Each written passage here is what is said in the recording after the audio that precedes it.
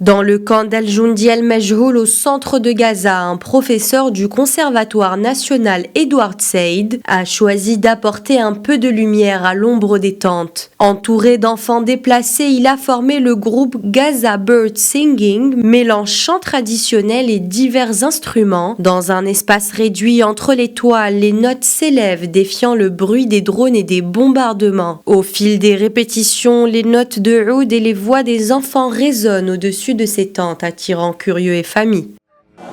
À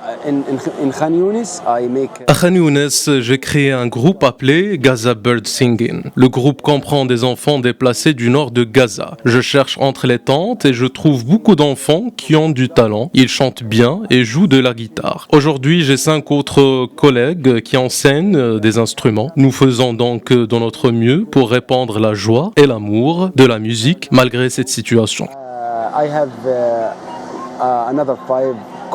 Pour ce professeur, transmettre la musique est synonyme de dignité, d'espoir et d'identité. Ces instants musicaux sont une parenthèse d'émotion, un moment où l'on respire autrement, loin du vacarme de la guerre. Les enfants, eux, chantent l'envie de vivre, de rêver, de croire encore à un avenir.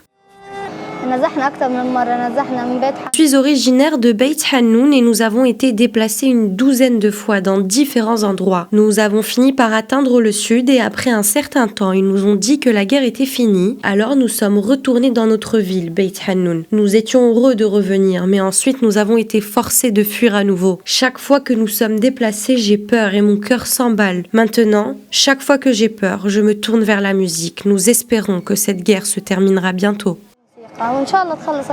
Dans un territoire meurtri, la musique devient un acte de survie et de résistance. L'initiative de ce professeur illustre la résilience d'un peuple attaché à sa dignité et à sa culture, car même au milieu des ruines, Gaza fait entendre sa voix.